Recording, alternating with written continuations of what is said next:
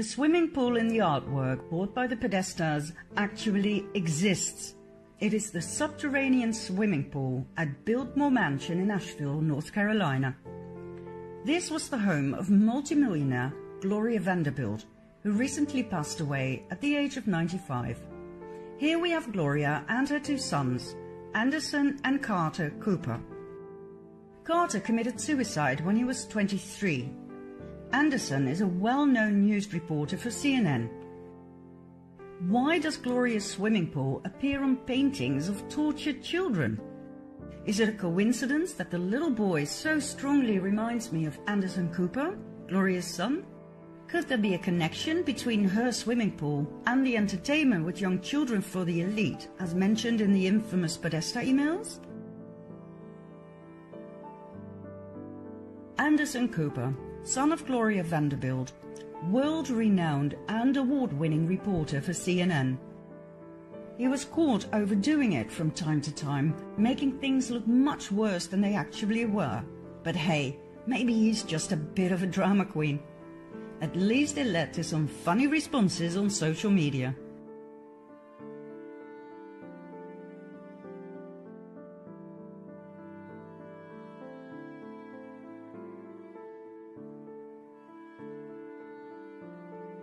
The question remains, is it okay for a media outlet to deliberately broadcast such exaggerations?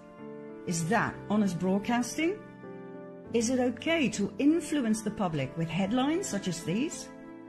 Is it okay for the Dutch news network NOS to show a twisted version of an interview by BBC's John Sweeney asking Putin about the killings in the Ukraine, where the NOS edited the original interview so that Putin seems to walk away, ignoring Sweeney? Yet the original interview, which can also be found on the internet, shows Putin taking his time answering the question.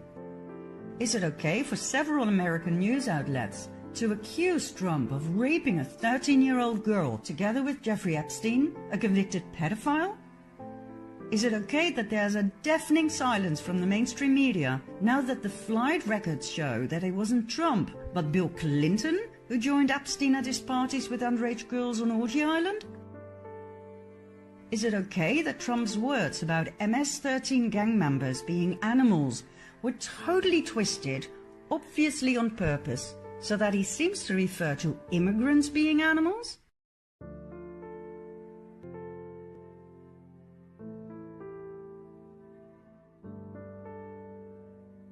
Do you remember the little boy from Syria, sleeping between the graves of his parents? That too was staged and broadcast on purpose as to manipulate the people into yet another war. The boy was paid to lie there. I don't know about you guys, but this is not okay. It's not okay to fake white helmets saving a wounded man right after a bombing, only to have a selfie taken. That's deceit. It's not okay to lie to the public about Syria and the alleged chemical attacks, so that yet another war can be justified. For months we were lied to by the mainstream media. Remember this poor little girl? You probably will, for she was used 3 times for 3 different rescue missions in 3 different months in 2016. I find that shocking. It is not okay to fake attacks on women and children to trigger an emotional response that justifies the invasion of yet another foreign country. I find it horrifying to see the well-designed deceit of Western people who watch and trust the news.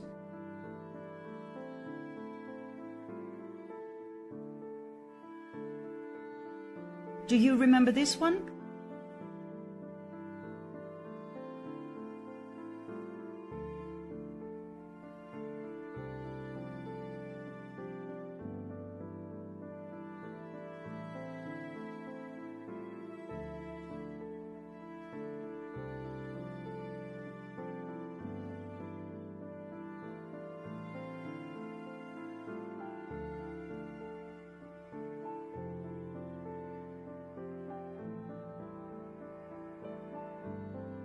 I could go on for hours with examples of fake news, but I think this is enough.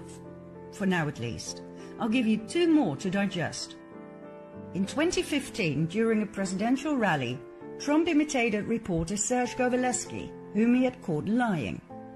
It concerned an article from 2001, in which Kovaleski wrote about people cheering the fall of the Twin Towers. When Trump quoted the article in 2015, Kovaleski backed out, saying he didn't remember writing the article. Well, the article could easily be found on the internet, and Trump called out Kovaleski for his lie. But the mainstream media seized the opportunity and used these headlines: "Trump mocks the disabled." Kovaleski suffers from arthrogryposis, but that does not cause the weird movements Trump made.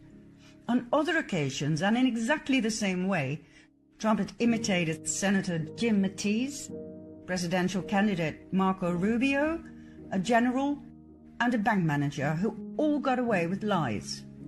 However, as Mattis, Rubio, the general, and the bank manager were not handicapped, they were of no use to the mainstream media. Kovaleski's handicap, however, went around the world, convincing everybody that Trump looked down on the disabled.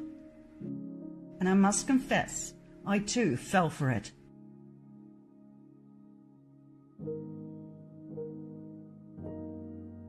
Then, last but not least, for 2 years the mainstream media kept pushing the liberal agenda on Trump and the alleged Russian collusion, whereas on March 23, 2019, the Mueller investigation officially ended and nothing was found.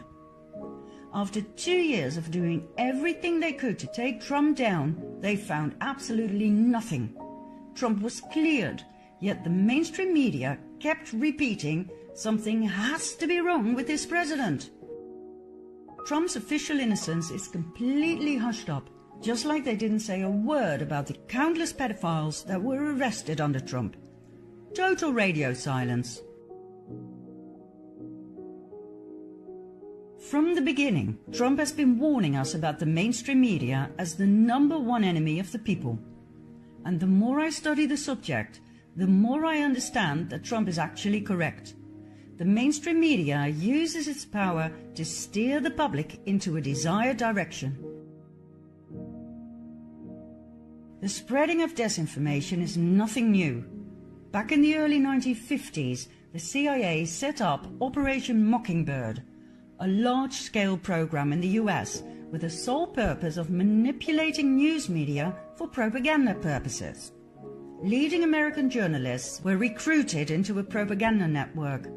In other words, the Secret Service determined what was going to be on TV and in the news.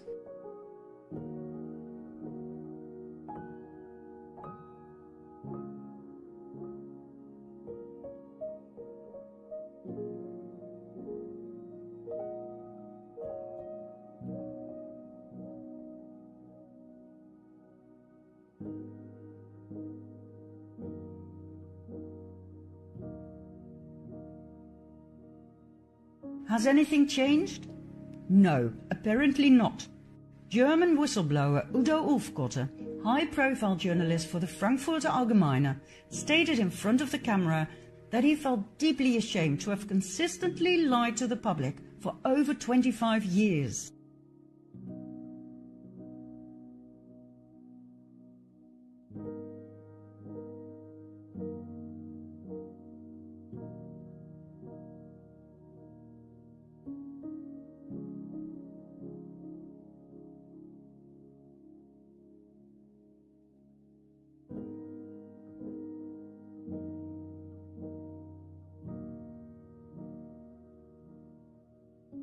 Ulfkotte died of a heart attack shortly after, in January 2017.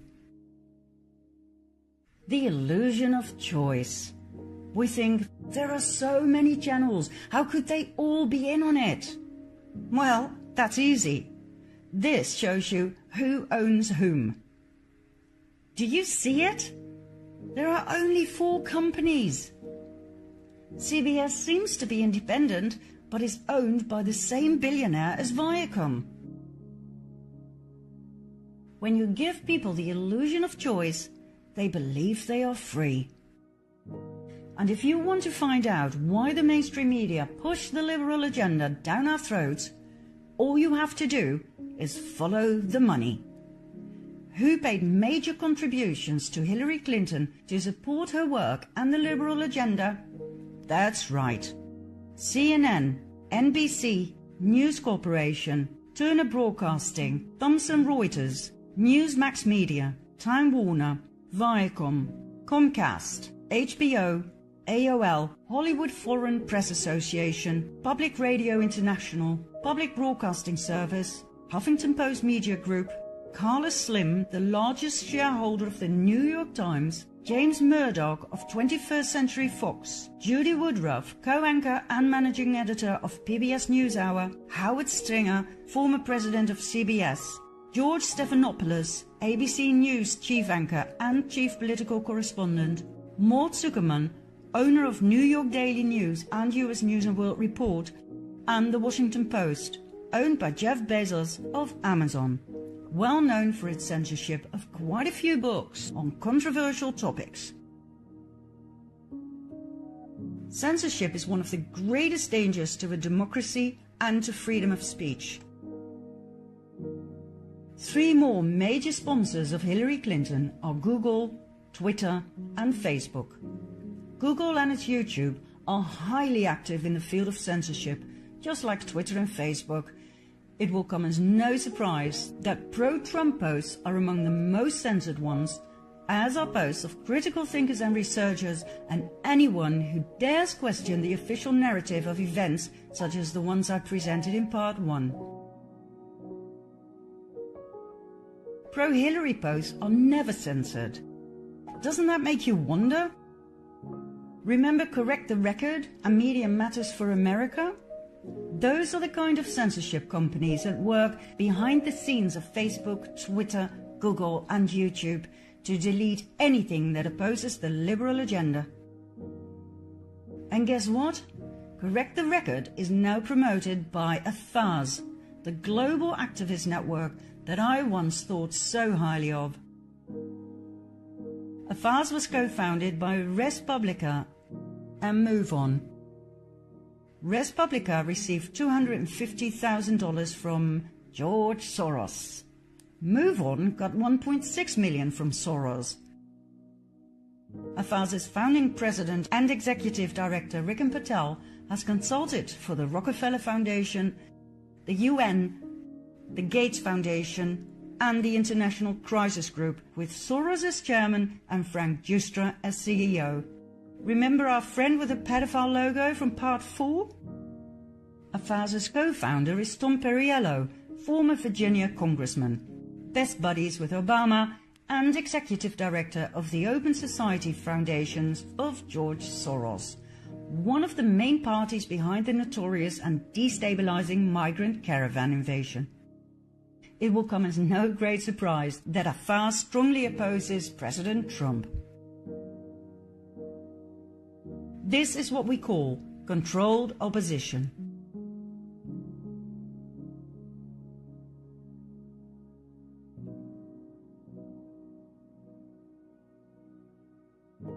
Like I said, censorship is dangerous. The so-called fact-checkers are dangerous. Snopes is one of them, set up by a couple from San Fernando Valley, David and Barbara Mickelson. The couple fell out. Barbara accused David of spending 98 grand on prostitutes, which is probably true as he divorced Barbara and married call girl and porn star Elisa Young, aka Erin Abrin, who is now Snopes' administrator. Snopes' only fact-checker is Kim LaCapria, also known as sex and fetish blogger Vice Vixen. That, my friends, is fact-checker Snopes. There are no researchers, no investigators, no lawyers, no documents to support their findings, and they are strongly politically biased. Yet they are generally accepted as fact-checker. I find that most shocking. Do you get the picture? Operation Mockingbird never ended. John Podesta, one of the key suspects in the Pizzagate scandal, got his own column in the Washington Post, writing about politics and policies. How the hell is he supposed to give an objective view of Trump, his worst enemy? John Brennan, head of the CIA till 2017, now serves as senior analyst for NBC News and MSNBC. Anderson Cooper worked for the CIA before he became a news anchor. According to himself, it was only an internship when he was 19, but I wonder how many young men are approached by the CIA for an internship. Anderson did not even have the proper education to be offered a job, yet in no time he became the face of CNN. The secret services still decide what the people are supposed to think and believe. If they want to invade yet another country, they will use the mainstream media to make you believe that that particular country needs to be freed of a terrible dictator who kills his own people. The real reason for the invasion will quite likely never be known to the public. It'll probably have to do with oil or the installment of yet another Rothschild bank. But hey, who cares? It was in the news that they freed those poor people from their dictator and that democracy was bestowed upon them. And if it's in the news, it's true. End of story. Well, no, it's not. If the media coverage is controlled by secret services, it seems only logical to me to focus on the things they refuse to cover or ridicule. Number one topic that comes to mind? Pizzagate. Debunked by the mainstream media like nothing else. Let's continue with a bit of additional research in part 7.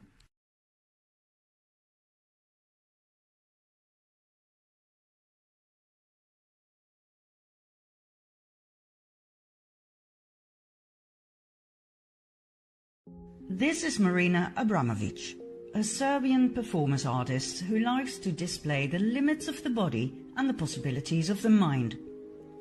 She pioneered a new notion of identity by focusing on confronting pain, blood and physical limits of the body.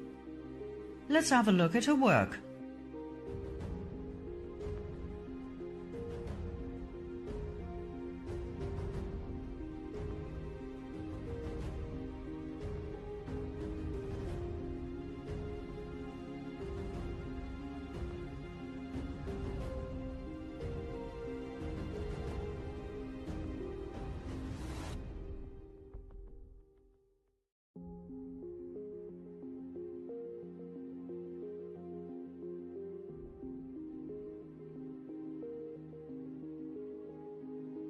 In 1996, Abramovic introduced Spirit Cooking, a cookbook with essential aphrodisiac recipes, some of which call for the mixture of fresh breast milk and sperm milk. When WikiLeaks posted this, it definitely had my attention. Spirit Cooking later took on the form of dinner party entertainment for her donors and friends. The link to cannibalism is obvious.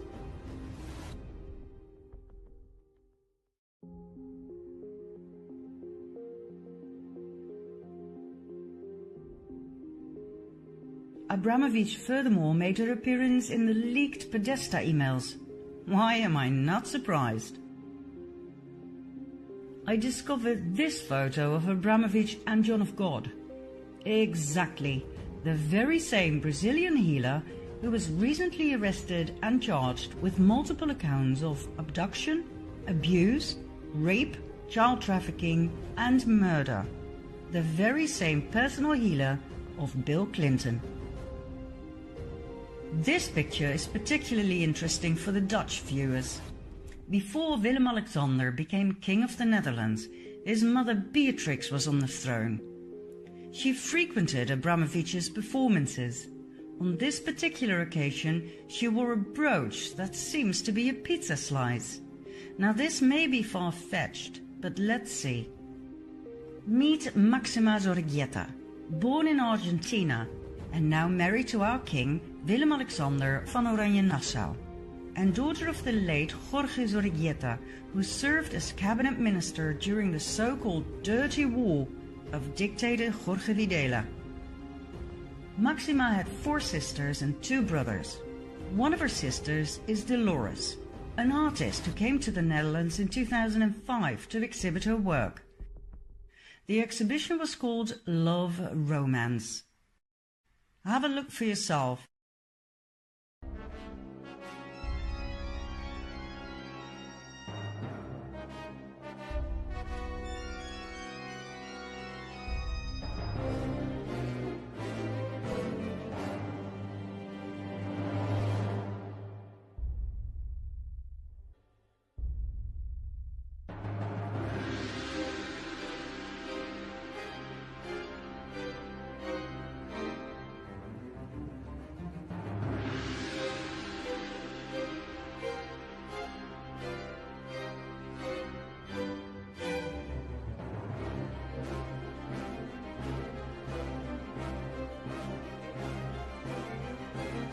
Is it just me, or is this insane?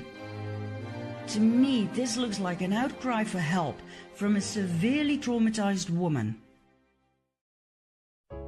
In June 2018, Maxima's younger sister, Inez, was found dead in her apartment, hung with a scarf from a doorknob. Doorknobs have proven to be lethal for quite a few people lately.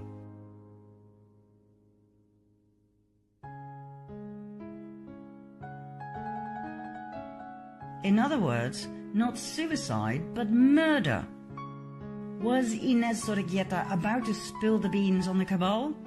Is that why she was silenced? Could this be true? Let's have a look at some other doorknob victims. Number 1. Lorraine Scott, fashion designer and former girlfriend of Nathan Rothschild, one of the world's most wealthy families. According to a longtime lover, Mick Jagger, Lorraine was not suicidal. Number 2. Chris Cornell, lead singer of the rock band Soundgarden and Audioslave. According to his family, he suffered from depression due to being sexually abused as a child. He and his wife founded the Chris and Vicky Cornell Foundation to support children suffering the consequences of abuse and neglect. He and his best friend, Chester Bennington, were working on exposing an elite pedophile ring. Cornell was also the main financial backer for the documentary The Silent Children about child sex trafficking. After he died, the project was cancelled. According to his family, Cornell was not suicidal at the time of his death. Interesting detail contradicting the suicide theory was the blood on his head and on the ground. Was Cornell killed by a stroke on the head and strangulation by means of his exercise belt? Number 3. Chester Bennington, best friend of Chris Cornell and lead singer of Linkin Park. He died 2 months after Cornell. Bennington also suffered from depression due to being sexually abused as a child by a friend of the family. According to some sources, that friend was John Podesta, key player in Pizzagate. And when you look at the striking resemblance, Podesta could well be Chester's biological father. When Chester was 9 years old, his father abandoned the family after finding out the boy was not his son. Was Podesta both the pedophile family friend and the biological father of Chester Bennington? Is it a coincidence that the logo of his band looks like a broken version of the young boy lover symbol? Number 4. Tim Bergling, aka Avicii, world-famous Swedish DJ, musician and record producer. According to the first news about his apparent suicide, Bergling was said to have hung himself from a doorknob. Later on, the narrative was changed into self-inflicted cuts with a broken wine bottle that led to heavy and lethal bleeding. It took almost 2 weeks for this official narrative to be published. Bergling's 2015 video clip For a Better Day clearly and shockingly shows child sex trafficking.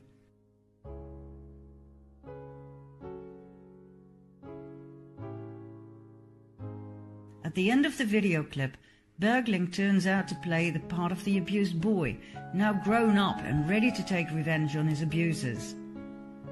Did he actually experience these horrors in his childhood? Was he murdered for bringing this out into the open? Bergling's family believes he did commit suicide Yet his girlfriend expressed her disbelief. Number 5. Annabelle Nielsen, ex-wife of Nathan Rothschild, who also lost Lorenz Scott through hanging, remember? According to her family, she died of a stroke, but according to friends, she was found hanging by a scarf from a doorknob.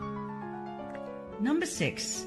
Aaron Swartz, computer programmer and activist for internet freedom, for which he founded Demand Progress and Reddit. He died after hacking into MIT and JSTOR. Swartz was arrested and charged with computer fraud. However, 1 week after his alleged suicide, it became apparent that Swartz had leaked the hacked documents to WikiLeaks. One can only speculate as to the contents. Number 7. Kate Spade, American fashion designer. Spade led delegations to Haiti for the No Ceilings initiative of the Clinton Foundation, aimed at the global support of women and girls. Haiti is one of the main places on earth for child trafficking, and we've already seen the involvement of the Clintons in part 4. What did Kate Spade know that led to her death? Why did her husband Andy appear in public 2 days after her death wearing a rat mask? Was Kate about to rat to betray the Clintons? Was Andy Spade forced to wear the mask as a warning to others who just might rat? Number 8. Anthony Bourdain, celebrity chef, TV presenter and author. Bourdain openly criticized Hillary Clinton on multiple occasions. He spoke out strongly against globalization and deeply hoped Henry Kissinger would be called out for the war crimes he committed. Bourdain had been to Pedophile Island, Haiti, to shoot an episode for his TV program No Reservations. A month before his death, he posted a tweet about the wrath of Hillary Clinton he had experienced.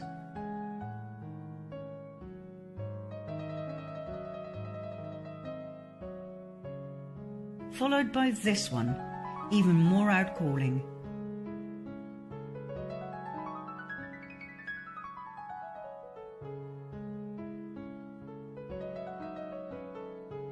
And then Bourdain died a sudden and unexpected death. So, what are we dealing with here? The world has obviously gone mad. We've already seen the normalization of pedophilia. Now the elite takes it a level higher, worshipping the devil and normalizing cannibalism. You don't believe me? Watch this.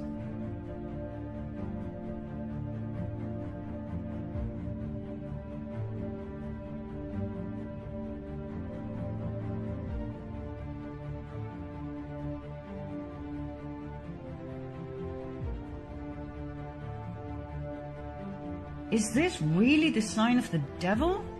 Oh yes. Meet Anton LaVey, founder of the Church of Satan, giving the exact same sign. The same Church of Satan Chelsea Clinton is so fond of. The upside-down pentagram containing the horned one, plus the upside-down cross, it's all there.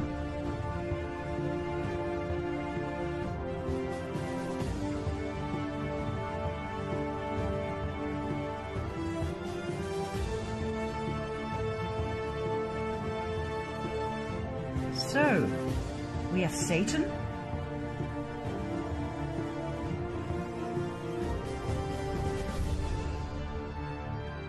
we have blood,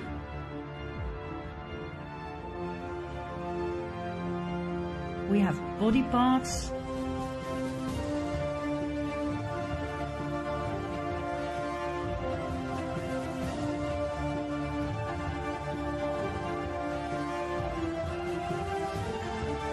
we have cannibalism.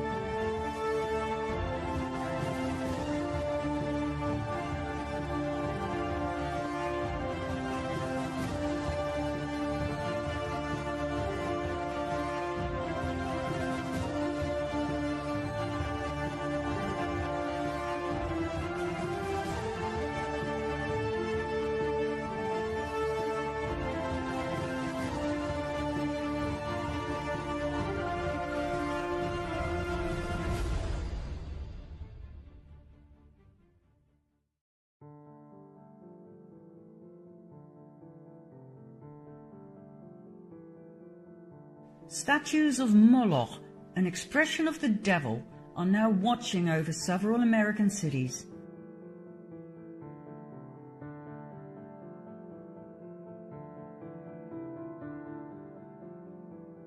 And only recently a new one was placed in Rome.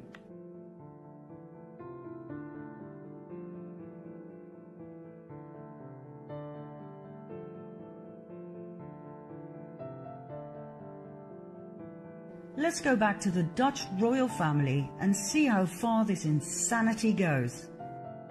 You've already met King Willem-Alexander and his beautiful Argentinian wife Maxima. They both have very interesting fathers. Maxima's father, Jorge Zorrigueta, was Minister of Agriculture in the regime of General Jorge Videla, a military dictator who ruled Argentina from 1976 till 1981, and who was responsible for the kidnapping, torture and murder of an estimated 30,000 people. As part of the Videla government, Zorrigueta must have known about the atrocities, but he claimed not to have been aware of the so-called Dirty War. In 2006, Zorrigueta was discredited once again during a lawsuit against the top of the Banca Repubblica for money laundering the profits of drugs and weapons trade. Zorrigueta was on the board of directors between 86 and 96, the time of major deals between the bank and drug cartels. But once again, he came out clean due to bribery and corruption. His daughter Maxima didn't meet Willem-Alexander until 1999 in Spain. At least that is the official narrative, which is weird as the Dutch royal family had known the Zorriguetas for generations. Why did they lie about that? Prince Bernhard, Willem-Alexander's grandfather, frequented Argentina and the Zorriguetas even before World War II. Both families had a holiday mansion in Bariloche, a ski area with mostly German visitors and inhabitants. As a matter of fact, Bariloche was a Nazi den where many SSers and Nazi scientists went during Operation Paperclip.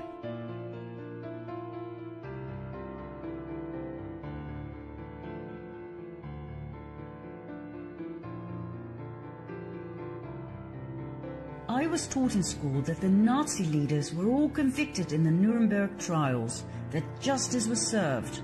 But did you know that only 10 Nazis were hanged and only 7 went to jail? That's it. The big Nuremberg trials, only 17 of them?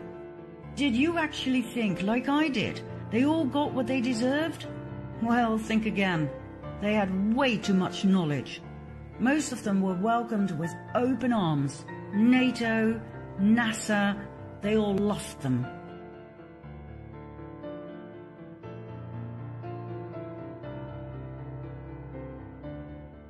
Many SSers, scientists and engineers did not go to the US but to South America instead, especially after their retirement. Argentina was very popular among them, especially the inhabitable Patagonia, where they were safe from post-war Nazi hunters. Bariloche was such a place. Big Nazi names such as R.I.P, responsible for and actively participating in the killing of 335 Italian men and boys in 1944.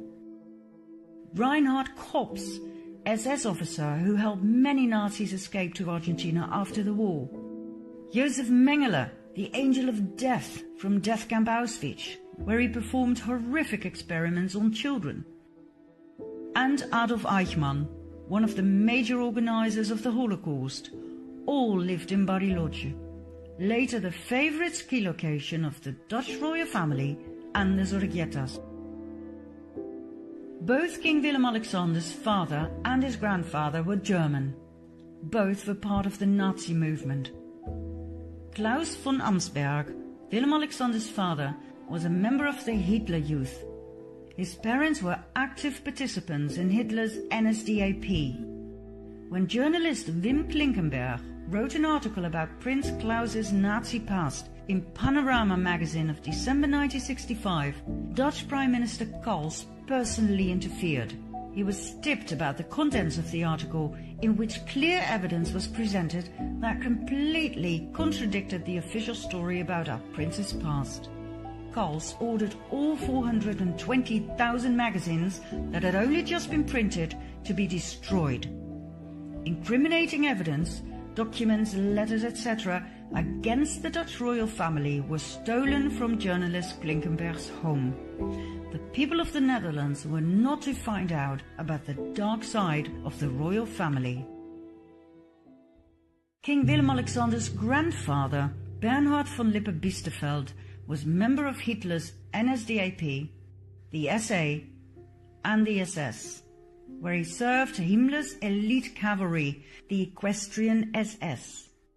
During the Nuremberg trials, the Equestrian SS was the only division that was not prosecuted, so that Bernhard von Lippe-Biesterfeld, by that time married to the Dutch Queen Juliana van Oranje-Nassau, would remain safe from prosecution and from scrutiny. Do you realize how much power the Dutch royal family must have had to accomplish this? I wonder how many Dutch people know about this. I was taught in school that Bernhard was a war hero, that he served the British Secret Service, that he even wanted all 200 Dutch SS'ers executed at the end of the war. So many lies. At his wedding with Queen Juliana, the orchestra was asked to play the Nazi song of the NSDAP. The director of the orchestra, Peter van Anrooy, refused, as did some of the musicians. But Bernhard made it happen.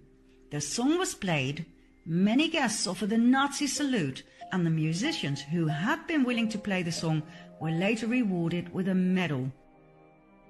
During the war, Royal Shell gave millions of tons of crude oil to Hitler for free, a deal set up by Prince Bernhard. The crude oil was used for the Nazi tanks to invade and conquer the Netherlands. The people of the Netherlands were handed over to the Nazis by their royal family. Most Dutch people are completely unaware of this, even though these facts are quite easy to find when you start searching for the truth. We've just never been told. Bernhard was corrupt to the core. He accepted a major bribe, $1.1 million, from Lockheed in 1976. He was scrutinized for being president of the Worldwide Fund for Nature and the Prince Bernhard Nature Fund, while being a passionate hunter and killer. More about Bernhard's hunting parties in a bit. Bernhard was a notorious womanizer. The maids of the royal palaces were terrified of him and knew very well they had to keep their doors locked at night. He had several illegitimate children, two of whom he officially acknowledged, Alexia and Alicia. Juicy little detail is that Alicia's mother was the daughter of Nazi test pilot Hannah R.I.P and Werner von Braun. That's right, the Nazi rocket scientist who was welcomed by the US in 1945 during Operation Paperclip to continue his work for NASA. Werner von Braun and Bernhard both had served in Himmler's cavalry, the Equestrian SS. They went way back. In 1952, Bernhard visited his old buddy Werner and took advantage of his daughter and left her pregnant. After that, he was no longer on speaking terms with the mother of his illegitimate child, as he put it himself. Bernhard was a much more powerful SS'er than most people realize. Before, during and after World War II, he cherished and maintained his contact and friendships with other SS officers, both in Argentina, where he went on so-called trade missions for the Netherlands, and in Germany, which has always been denied by the royal family and the Dutch Central Intelligence Agency. Bernhard also founded the Bilderberg Group, where political and industrial leaders gather once a year to discuss, well, nobody really knows, as it's highly secretive. You can only become part of this exclusive group upon invitation.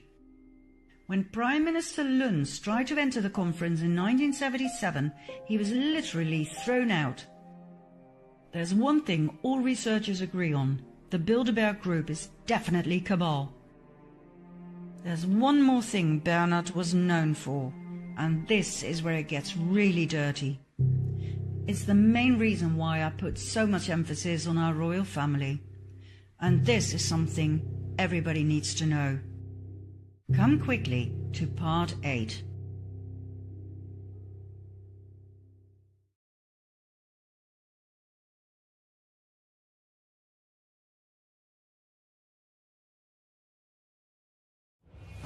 The more I studied the hidden side of the European royal families, the further I fell down the rabbit hole, until I stumbled upon something extremely dark. I will spare you the gruesome details. They are too horrific, too sickening. I urge you to do your own research. Google the names you're about to hear, read and listen for yourself, and make up your own mind. This is where Pizzagate returns to the story. Pizzagate is not just an American problem, it's a global problem. Let's get down to the real definition of Pizzagate. Worldwide, children are stolen and sold to elite pedophile rings. They are tortured, raped and murdered as part of satanic ritual ceremonies. The murderers then drink the children's blood and they eat their flesh. The blood of children who were severely traumatized before they died contains adrenochrome, a natural drug produced by the pineal gland in the brain. Adrenochrome is the highest valued drug in the world. The god these people serve is Satan. It's not a god of love and mercy. Whether or not you believe in the existence of Satan is not relevant. They do. And according to each and every eyewitness who has the guts to step forward, Pizzagate is real. Remember Mel Gibson's statements? He was ousted for not wanting to participate. He witnessed it though, and he is one of the very few who dares to speak about it. Personally, I think it's a miracle that he's still alive. Adrenochrome is real. It is the ultimate drug. This is what you look like when you take it, and this is when you no longer have access to it, thanks to President Trump. There was not as much time between these photos as you may think.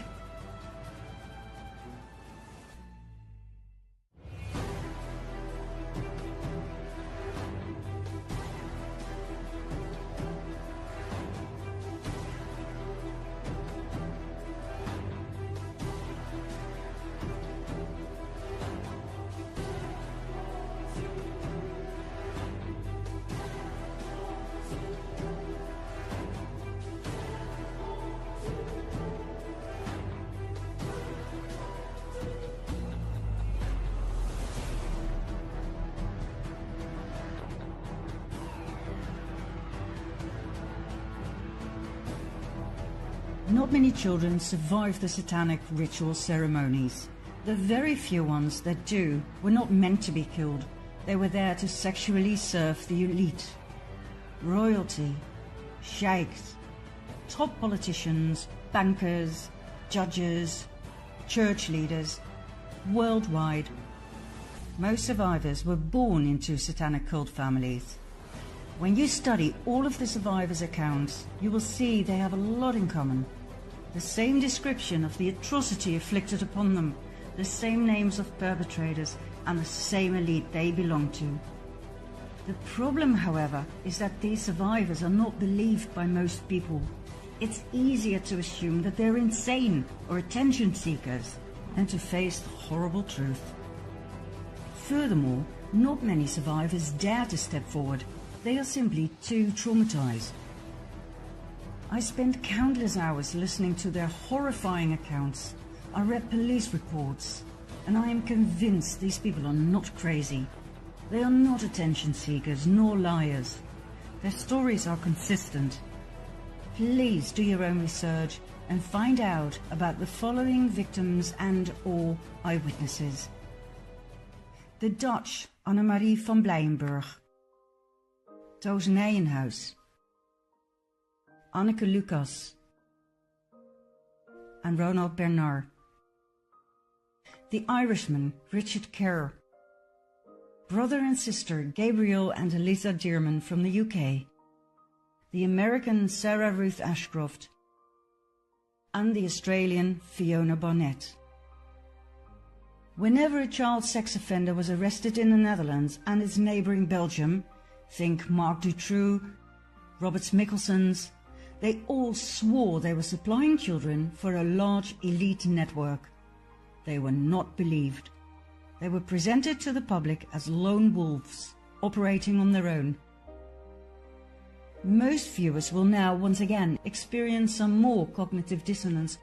But hey, remember when the first reports emerged about the sexual abuse of boys and girls by Catholic priests and nuns? At first nobody believed it. People were too shocked to handle it. But now, so many years later, it is common knowledge to most people. The church paid millions of dollars to its victims in an effort to silence them. We now have the evidence. We have numbers, statistics.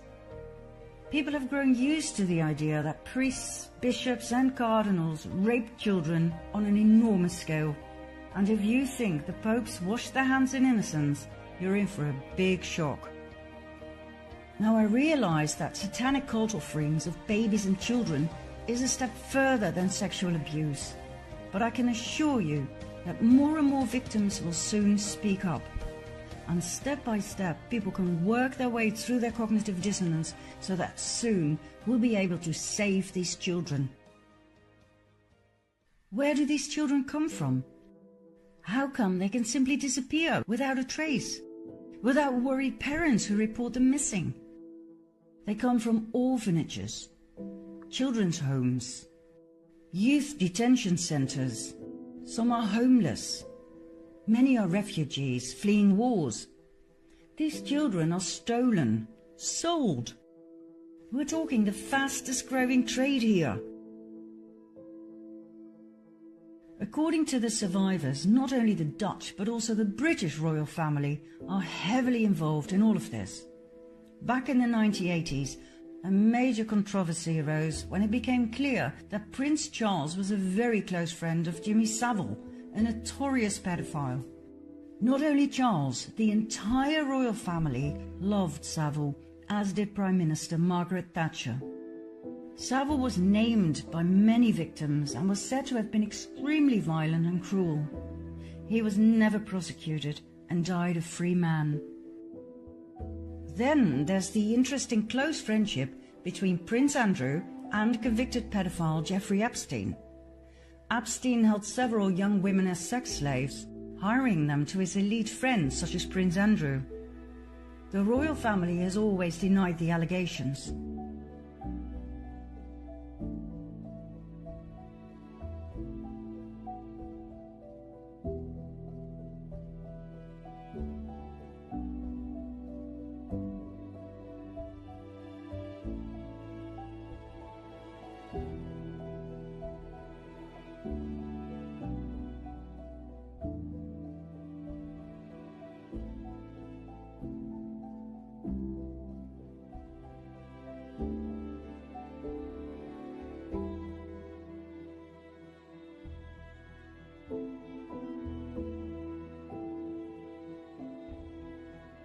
And there's more.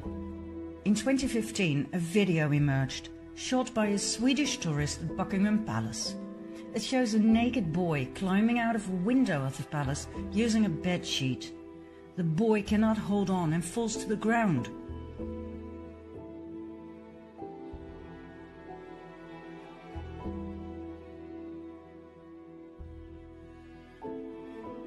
The mainstream media tried their utmost best to debunk the video. Buckingham Palace declined to comment on the video, and the Metropolitan Police said they had no reports of the incident.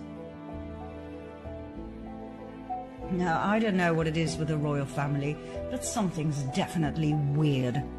Have a look at Prince William's wife Kate, right after giving birth in 2018.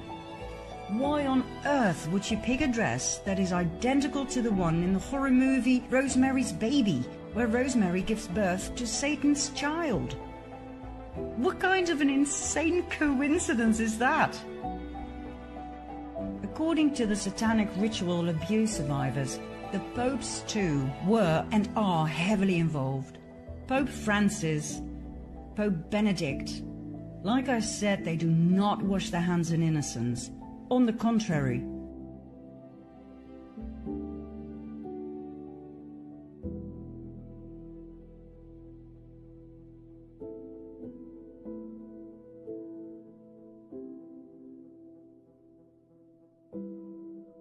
Both Pope Francis and the Dutch Prince Bernhard loved hunting parties, according to the survivors. Once again, I will do you the great favour of sparing you the disgusting details, but it boils down to this. The hunting parties took place in secret in forests, most of which belonged to royal estates in several European countries. The participants, all part of the before-mentioned elite satanic pedophile cult, would hunt down children, rape them, murder them, and cut off their genitals as a trophy. In February 2013, former Pope Benedict Joseph Ratzinger was prosecuted and sentenced by default for crimes against humanity by the International Tribunal into Crimes of Church and State. Ratzinger's crimes included child trafficking and protecting priests who had raped children. Is this why he stepped down, even though being a pope is a nomination for life? Interesting little detail is that lightning struck St. Peter's twice, only moments after his resignation. The same verdict followed for Pope Francis. One accusation was added: complicity in murder in Argentina. Others who were also prosecuted and sentenced for crimes against humanity were the British Queen Elizabeth Windsor and her husband Prince Philip, former Canadian Prime Minister Harper, and 27 other dignitaries. Whether or not this will lead to arrests? Time will tell. For now, both the Pope and the royal family enjoy immunity. The International Tribunal into Crimes of Church and State extensively investigated the case of the rape, torture and murder of 50,000 native children in Canada. The United Church of Canada, the Anglican Church and the British royal family played a major role in this case, as did the Dutch royal family, who fled to Canada to be safe from World War II. As far back as 1942, an investigative journalist of the Canada Gazette thoroughly studied the case and came to the shocking conclusion that 50,000 native children had disappeared from 80 Canadian Indian residential schools, and that 31 mass grave sites have been found inside the school grounds containing the remains of children.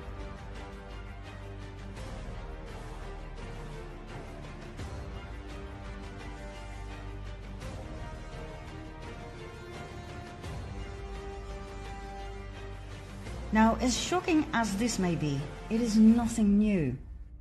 On a regular basis, mass baby and children's graves are discovered, often near nunneries. In some cases, we don't know exactly what happened. In other cases, we do know, due to forensic evidence and the eyewitness accounts of survivors.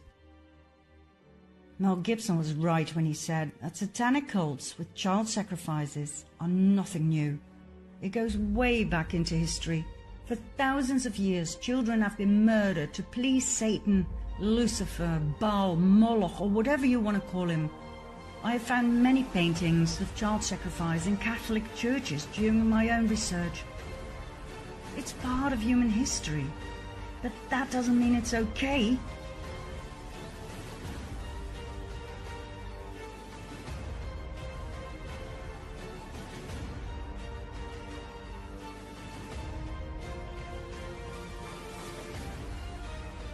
We all know about the Aztecs and the human sacrifices, and we can deal with that, for it's old. But until recently, I was not aware of any of this. I'd never heard about Pizzagate and satanic Luciferian cults with child sacrifice. I thought it belonged to the past, to the Dark Ages. Well, I guess we're still living in the Dark Ages. All of the satanic cults are connected, worldwide.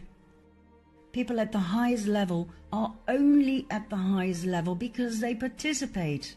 And once you're in for life. through blackmail with pictures and video footage taken in secret.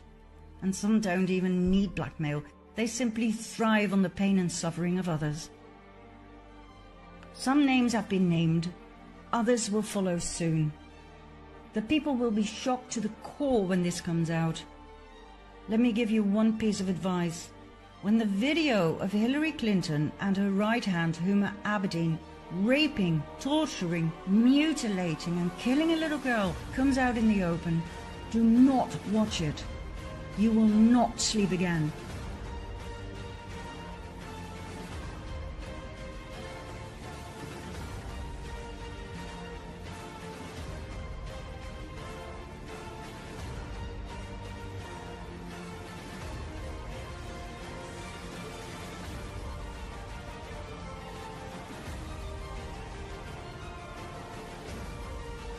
There are certain things I will not share with you here, simply because they are too horrific. Like this shower torture of a child by John Podesta. Search and find it for yourself if you like. I wish to wake people up, not traumatize them. The same goes for the red shoes. You want to know what they're made of? Do your own research. I'll give you a small hint. The tradition of red shoes for the elite goes all the way back to the Byzantine tradition when kings would wear them as symbols of bloody martyrdom. The video, by the way, was found on the confiscated laptop of Anthony Weiner, the ex-husband of Huma Abedin. It was stored together with thousands of other files in a folder called Life Insurance. Talk about blackmail. Weiner, by the way, was sentenced to serve 21 months in prison for sending sexual texts to a minor back in 2017. Oh, and the good news is, Weiner's laptop has officially been accepted in court as evidence. I can assure you we'll be hearing a lot more about its contents very soon. Now, what happens when you try to make any of this public? Either your TV career ends right there and then, or you get a heart attack,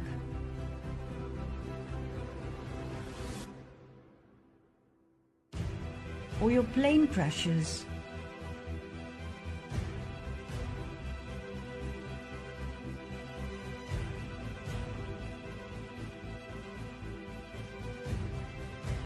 or you end up dead in a hotel room.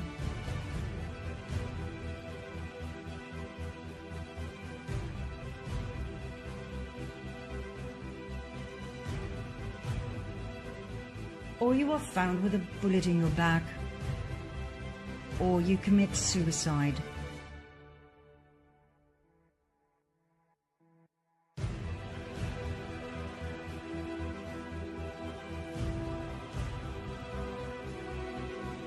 And guess what? I haven't even shown you the real top of the pyramid of power yet, just the visible top. Did you think the Rothschilds, the Rockefellers, George Soros, the government leaders, even the royal families, did you think they are the top of the 1%? They are not. There is a very dark order above them all, making puppets of everybody else, even of kings and queens. Ever heard of the Jesuit order? Did you know that there are 3 popes instead of 1? Ever heard of Agenda 21? Of its sequel, the depopulation program? This is so big, it does not fit in this first documentary. It will form a film of its own, which I promise to present in a very near future. What I wish to give you now is hope. After all of this misery, it's time for some light. And the good news is, there is plenty of that. Come with me, finally, to the good news in part 9 and 10.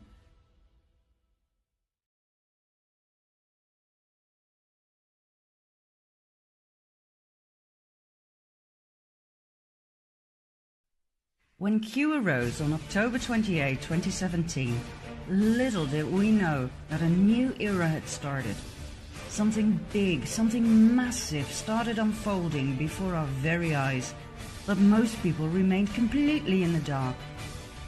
Through the Q drops, hints, clues and questions were planted like seeds. waiting for humanity to be picked up, researched and unraveled. Bit by bit, we, the people, woke up. Using other means than the mainstream media, the QAnons started communicating with each other through Facebook, Twitter and other social media. The same social media that was set up by the Cabal to monitor the people 24/7 were now used to find each other and to spread news and findings. There was no stopping us anymore. People in France went out into the streets in yellow vests, showing President Macron that they no longer complied. What started off with small groups evolved into mass protests. For over a year now, tens of thousands of people have been gathering every Saturday.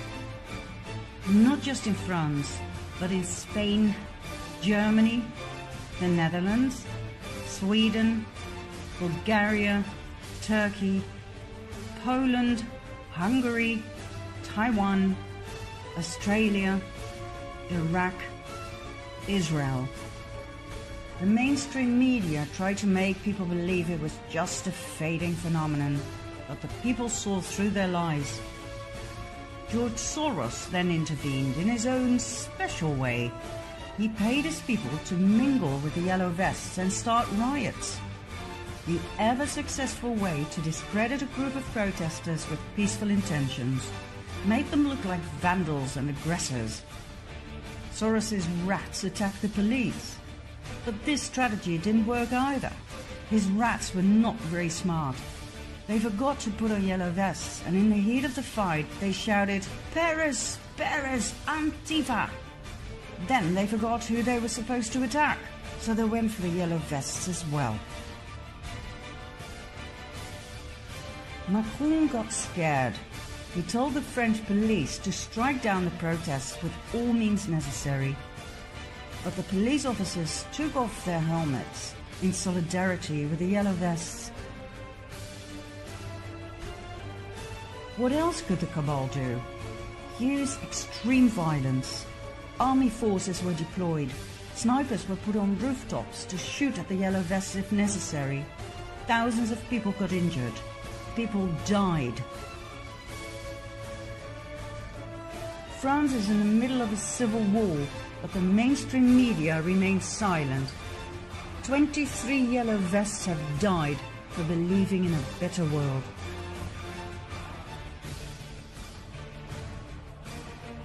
South America too shows massive protests, where people demand their corrupt governments to step down.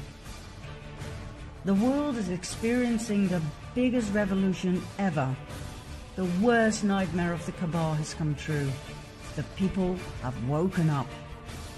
And contrary to other revolutions that humanity went through in the past, this revolution is one of knowledge, understanding of how things are run by the elite, and the willingness to work together to create a better world. A revolution of the people can only work when there is help at the top. That help was never there in the past, but now there is. That is what makes this revolution different. We have an ally at the top, an ally that we refer to as Q. Q is a group of people, not an individual. The intel Q provides is top level. I believe Q comprises of Donald J. Trump and some of his most loyal army generals. Without the help of the army top, the plan that is unfolding would never stand a chance. But there's more to Q than meets the eye. I am convinced there are some secret components that will be revealed soon.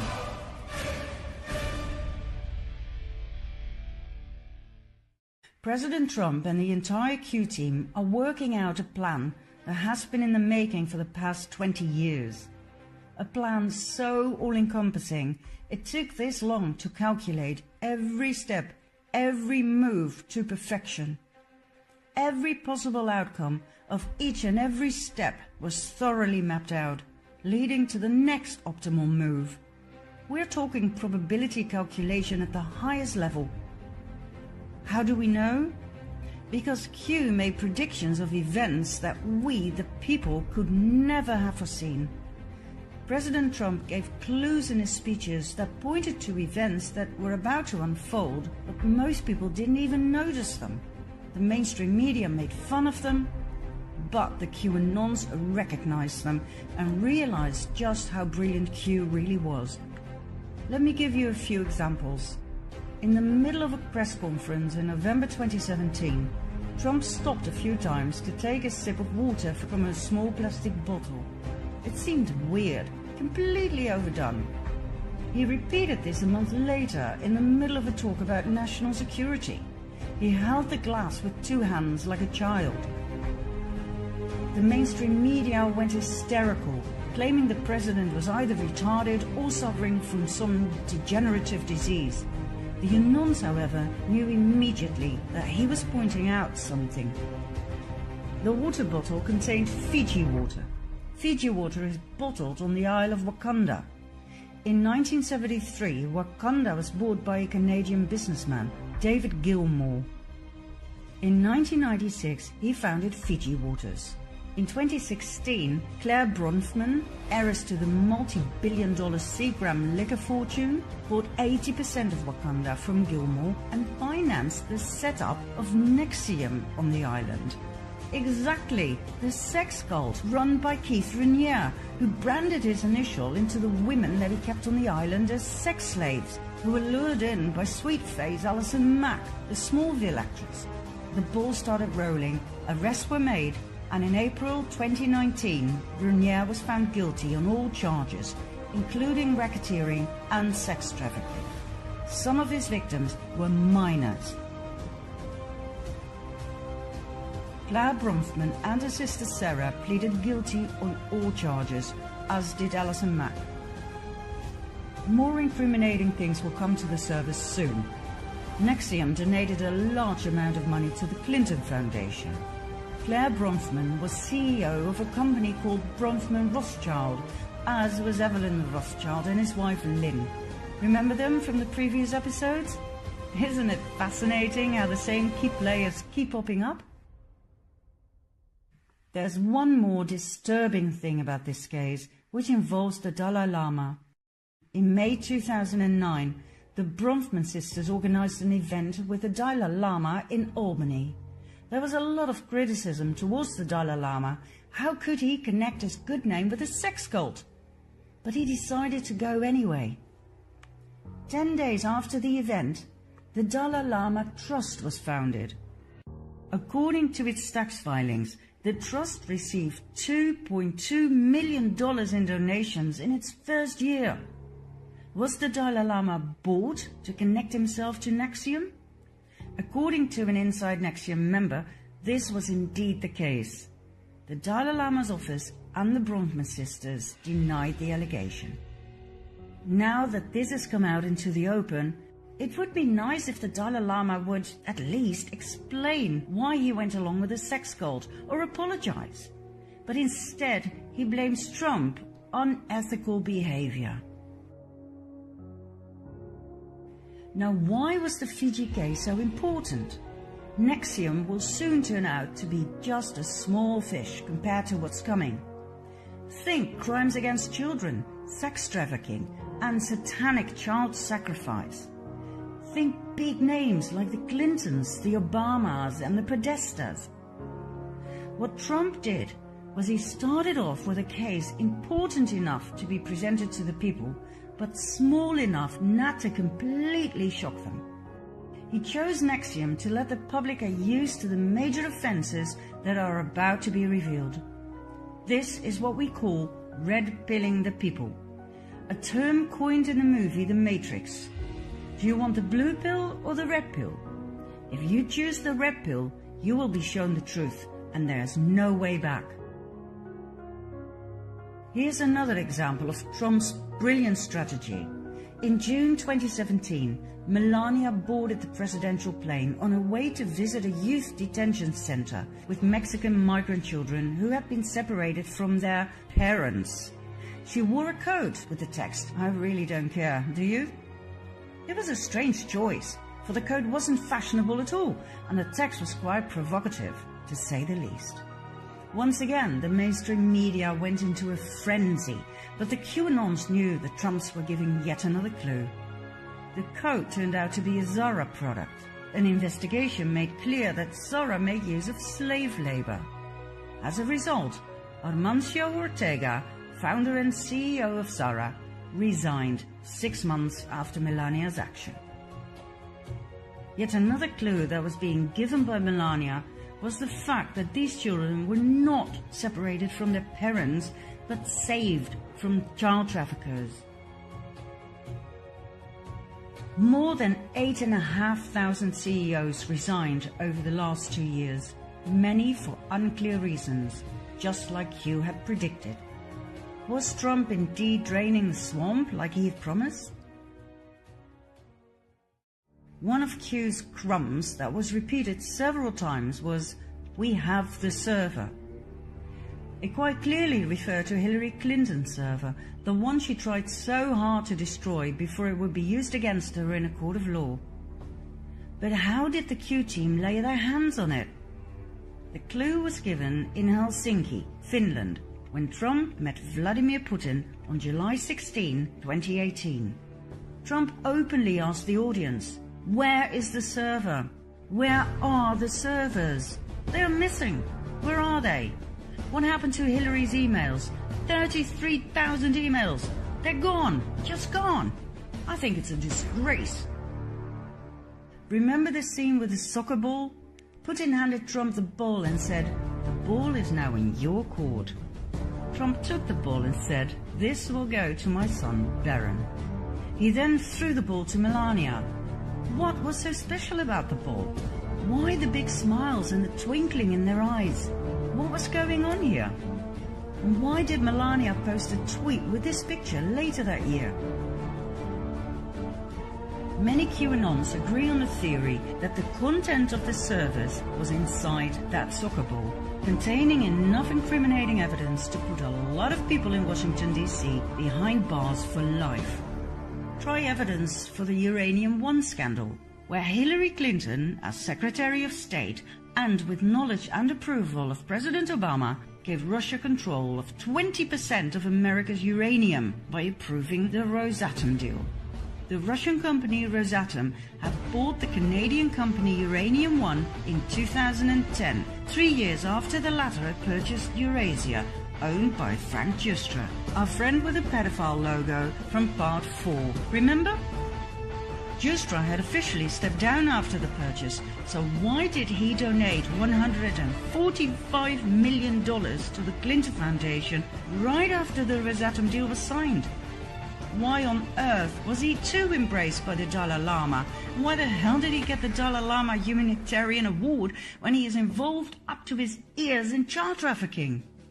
Why did Bill Clinton receive $500,000 for a talk in Moscow right after the Rosatom deal was announced? Do you know what we're looking at here? Bribery, corruption, pay-to-play, money laundering, and high treason. This was the real Russian collusion. Oh, by the way, why did Trump say this soccer ball was going to his son Barron? According to insiders, Barron is extremely intelligent with an IQ of 146. He is said to be incredible with computers, especially when it comes to hacking, cracking codes, passwords, etc. Bearing this in mind, I so understand the facial expressions that one fine day in Helsinki. Soon, very soon, there will be arrests. Mass arrests. Everything has been laid out. 20 years of preparations. The CIA, FBI, DOJ, NSA, every three-letter agency has been cleared of deep state actors. How can you make arrests when the agencies are corrupted? You cannot. That's why Comey, McCabe, Brennan, and other key players had to go. That's why some of them suddenly stepped down while others were fired. The stage has been set. The world will be in for a major shock. How on earth are people going to respond when it becomes clear that Obama, Pelosi, Schumer, Feinstein, Strzok, Page, the Clintons, that they all tried everything they could possibly think of to impeach the President of the US? We will soon see that it went much further than just spying. It went as far as organized murder attempts. The Cabal, the deep state, tried to assassinate the President of the United States on multiple occasions. They tried to force Trump to go to war with North Korea, but after annihilating the Cabal strongholds there, he brought peace. They now try to force him to go to war with Iran, but I can assure you he will do the exact same thing. Annihilate the Cabal strongholds first, and then bring peace. Q said it would happen this way. First Korea, then Iran, Israel last.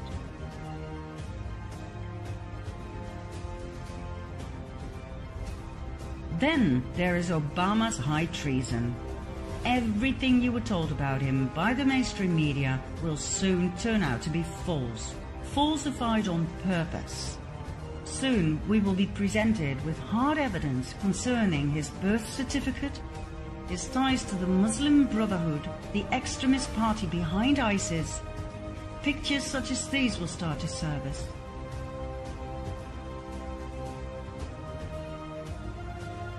Obama and the Clintons integrated the Muslim Brotherhood in the American government at the highest level. Remember Huma Abedin, Hillary's right hand? Her parents were directly connected to the Muslim Brotherhood, as is her brother. Where do you think that leaves her? Remember John McCain? What was he doing in Iraq with the ISIS top 4? Why did Trump say they caught the 5 most wanted ISIS leaders? Not 4, 5. Did you notice something weird about the flag on his coffin? It was wrinkled. Only traitors get wrinkled flags. It was a code. High treason, death penalty. Did you really believe he died of cancer? Do you still believe Osama bin Laden was the enemy? That he was responsible for 9/11? That he set up Al-Qaeda? He was a CIA agent before he became the enemy. His American name was Tim Osman. Osama Osman. Did you hear about Team 6? The Navy SEALs who killed him? They all died 3 months later when the helicopter crashed. No eyewitnesses who might once tell the tale of what really happened. We've been lied to on a scale we cannot fathom just yet. History books will have to be rewritten. America was sold to the highest bidder by Obama, the Clintons, and the Bushes.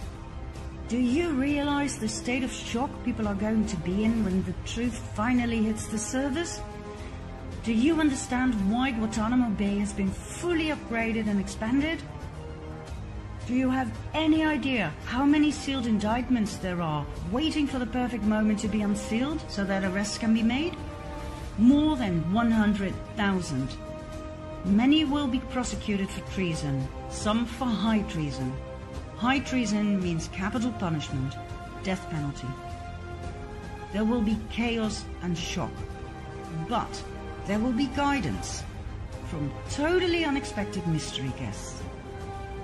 This moment in time is one that will make history, one that is unprecedented in the history of mankind.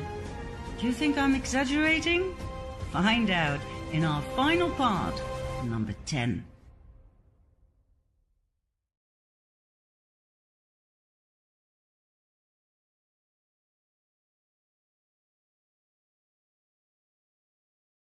When everything we've seen in the previous episodes is presented to the public with undeniable evidence, people will be in shock.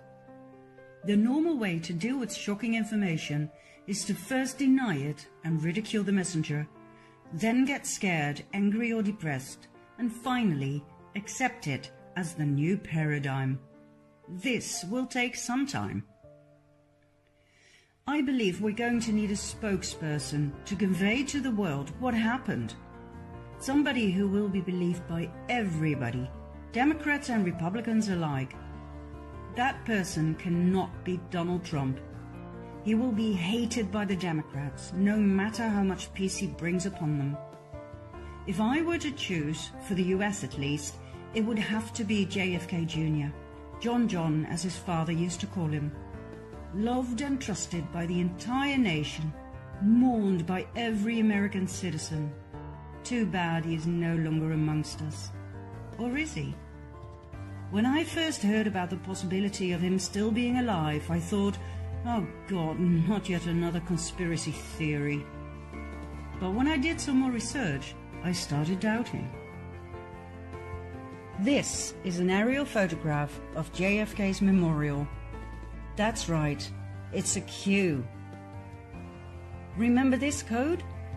It was engraved in the ship bell on JFK's boat. Where we go one, we go all. JFK was murdered because he wanted to expose and get rid of the Cabal. He intended to start with the CIA, just like Donald Trump. He too knew that the CIA had turned into an uncontrollable monster that no president or government could restrain, but he had no idea what he was up against. JFK was assassinated. Nobody will ever forget these pictures. John saluting at his father's funeral. The entire nation mourned. Junior grew up to be a lawyer. He swore he would avenge his father and take his killers to court, even if he had to bring down the government, as he put it. He ran for the New York Senate seat in 1999, as did Hillary Clinton. John would have won by miles. He was born to be the next president of the US. But it wasn't meant to be. On July 16, 1999, his plane crashed into the ocean. There were no survivors.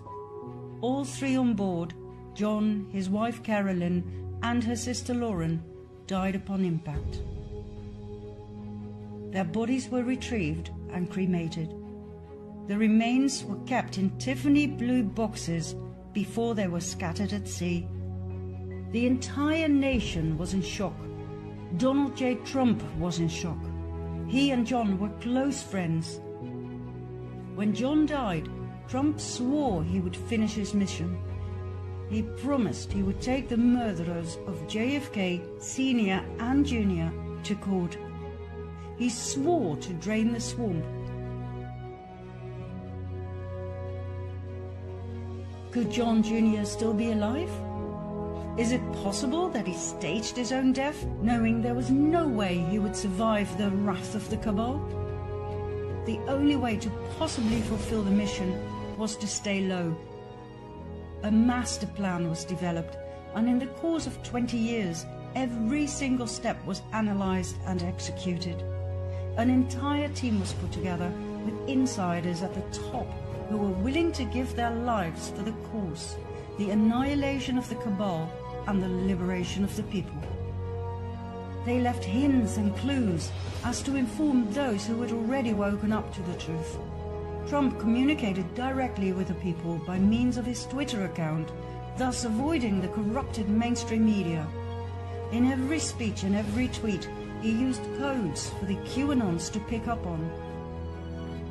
He used spelling errors such as kefirfe instead of coffee, referring to a new act about the saving of all social media posts by the president. The act was introduced 12 days after Trump's tweet. He wrote hamburgers instead of hamburgers, referring to people who are below the devil and who commit acts that even the devil would consider evil.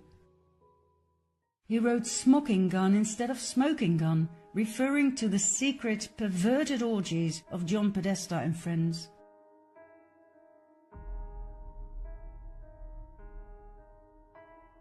Trump's clumsy behavior showed his victory over Cabal key players. Every move, every so-called error, every little detail was important. Everything was a communication with the people. Remember when Donald and Melania Trump were welcomed by the Obamas at the White House on day one of Trump's presidency? Remember the gift Melania gave to Michelle? The Tiffany blue box? What does that remind you of? Remember the Tiffany blue coat Melania was wearing? So many references to JFK Senior and Junior.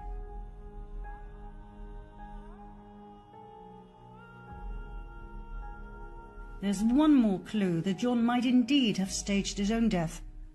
In September 1995, he founded and edited a glossy politics lifestyle magazine called George. In this particular edition, the cover seems to be giving a lot of clues. Survival Guide to the Future? Interesting. Bill Gates on world domination? Okay. Hillary Clinton, Indictment Day. Will Hillary get busted? Wow. The lady reappears in the editing room. In the background, there she is. Platform 2020. That's the year of the next presidential election. And then it reads, buckle your chin strap and hold on as George enters the time warp and re-emerges in the year 2020. Time warp? Is this John communicating that he will reappear in 2020? If John is alive, would he show himself to the public from time to time? Disguised, of course, yet clear enough for the anons to see? Meet Vincent Fusca, presented to the public as a Trump enthusiast and volunteer at the Trump rallies. Now I know he's not the spitting image of John Jr. Different nose, different mouth, not quite as handsome. But hey, if they can make Eddie Murphy look like this, everything is possible, right? Bear that in mind. Vincent Fusca does not seem to have a past. No old pictures, no family tree, nothing. He suddenly appeared. His name means Conqueror of the Dark. He often wears a fedora hat, very similar to JFK Sr. And this I find interesting. His nose changes. Sometimes it's bigger than John's, sometimes it's not. Now I can understand why John would change his appearance slightly from time to time as to give hints to the QAnons. But why would a Trump fan do such a thing? Then there's the mystery lady in the audience, always close to Fusca. My, doesn't that big smile look familiar? What about Lauren, Carolyn's sister? The two were very close. Maybe Carolyn didn't want to disappear without her? Maybe she was informed on the plan? And maybe she decided to join them and stay low as well? Could this be Carolyn, presented as Fusca's colleague at the rallies?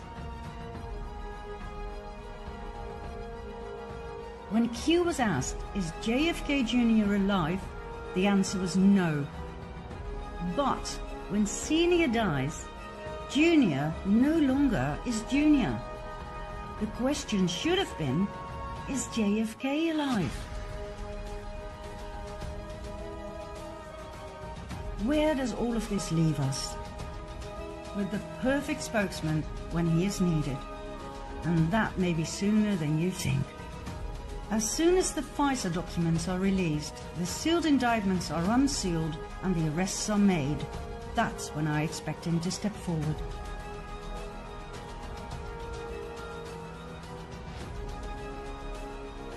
The world is in the middle of the greatest transition ever. An entire era of suppression of the masses is about to end. I doubt if we can fathom the vastness of what is about to be revealed, nor the impact it will have on the world. Think about it. World peace to start off with. That's literally what Trump said to a reporter who asked if he'd be nominated for the Nobel Peace Prize. The prize will be world peace. Can you imagine a world without war? I don't think we can. We've been led to believe that war is normal, that it's part of being human. Well, it's not. Suppression isn't normal. Poverty isn't normal. There's enough food to feed the entire world. The problem is uneven distribution of means, money and food. Taxes aren't normal, they're not even legal. Trump has already stated he will get rid of the Fed and several taxes, including income tax.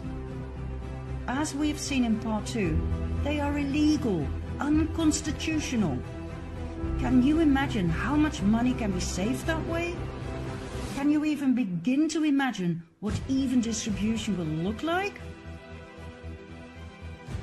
Then there's the impact all of this is going to have on our use of energy resources.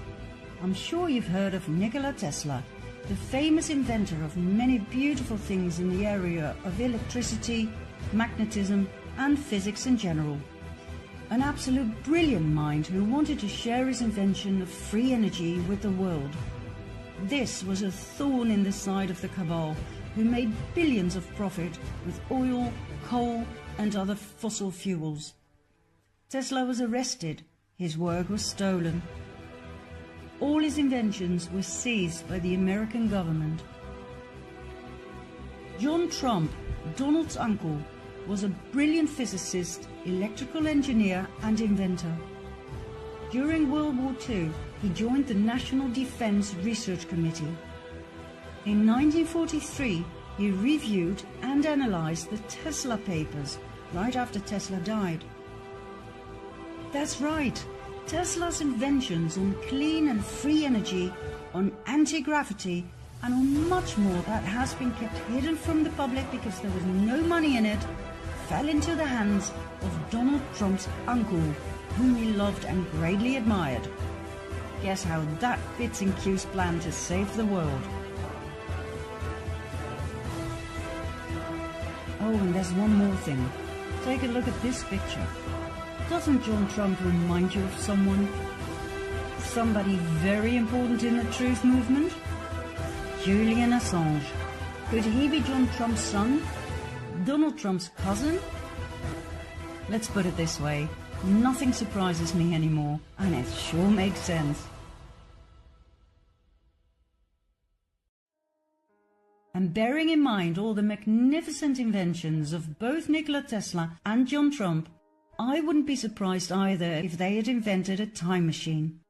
After all, if you can bend space, which was definitely within the reach of Tesla, then you can change time.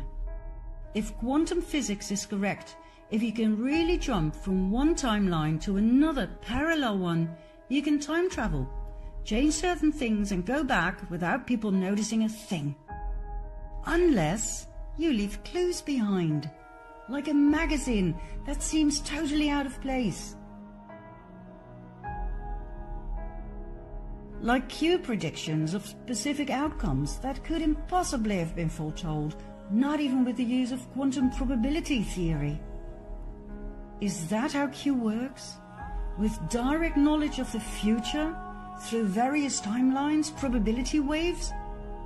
Is that why Trump is still alive and even missile attacks have been countered? Is this how Q manages to predict exact poll numbers and events to the minute and second precise as encoded in the Q drops and the Q clock?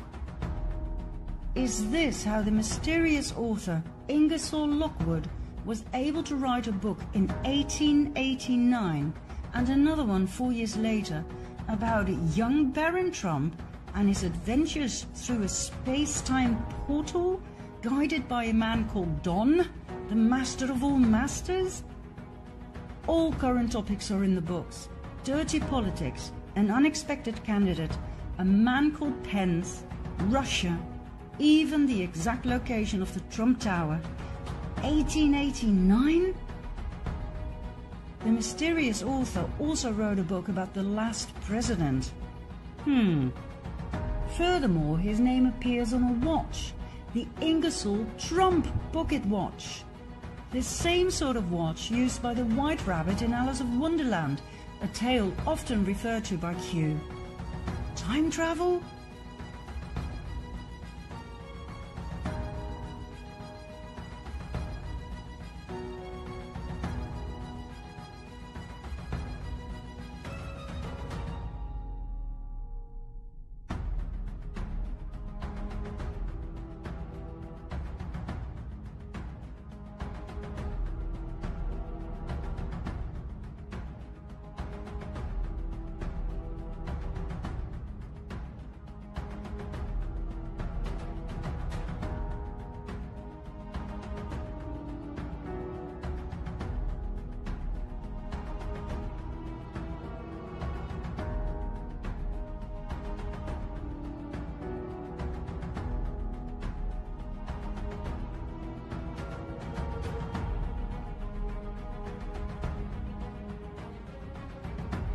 The world as we know it is about to end. What is awaiting us is a new era of peace, liberty, equality and harmony. The dawn of the golden age as described in each and every source text. I have grown to fully trust Don, master of all masters. He may seem rude, clumsy and silly from time to time, but he has earned my trust in the past 2.5 years when I suspiciously followed his every move. He is a genius, a 5D chess player, a man with a huge heart. There will be a relatively short bridge period between the two in which people can adjust to the new paradigm and its energies. I don't think there will be much chaos. Everything is ready to be implemented. A new banking system without interest, new ways to educate our children, a new medical system without poisonous addictive chemicals, and so on and so forth. All we have to do is be patient, watch everything unfold, trust the plan, do whatever we can to help others wake up, and remain focused and ready to assist, ready to help create a beautiful new world. Some people will wake up faster than others, remain calm and in service to all. Or as Q once put it so beautifully, as long as you sleep, we will fight for you. Where we go one, we go all.